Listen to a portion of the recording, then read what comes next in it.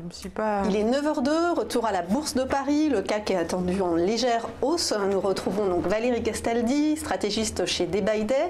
Donc Valérie, après 2 séances consécutives de hausse à la Bourse de Paris, à quoi faut-il s'attendre aujourd'hui? Alors écoutez, puisque vous me faites ce petit rappel des 2 dernières séances de hausse, je vous propose qu'on commence par regarder ce graphique qui est un graphique court terme. Donc on a ici le sommet du mois de janvier de cette année et la chute. On a été en consolidation, on est en train donc de franchir, on a franchi hier la résistance à 5364. On l'a franchi avec, ça a été long l'affranchissement d'hier, et aujourd'hui on essaye d'ouvrir un petit gap haussier.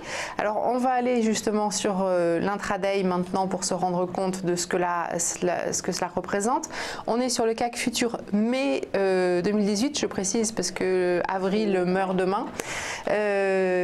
Donc cette zone de résistance qui a été franchie, elle est ici, elle a été franchie avec lenteur, et pour le moment on est toujours orienté à la hausse, même si c'est très très lent.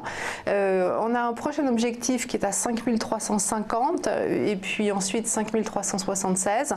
Ce sont des niveaux qu'on est obligé de calculer avec ce qu'on appelle des projections de Fibonacci, c'est-à-dire qu'on ne peut pas se servir du passé vu que sur l'échéance mai on n'a pas d'historique et que nous sommes en période de distribution de dividendes, donc il y a une base, un gros écart entre le spot et le futur, qui change tous les jours cet écart. Voilà, donc 5350 et 5376. Le premier support digne de ce nom est à 5315,50. Si on l'enfonce, il faudra s'attendre à un repli jusqu'à 5294, et c'est seulement là, si on enfonce les 5294, qu'on pourrait se dire que la tendance haussière que nous connaissons est remise en cause. Mais pour le moment, si on enfonce le premier support à 5315,50, c'est plutôt qu'on est dans une consolidation, mais ce n'est pas encore le signal du retournement. D'accord.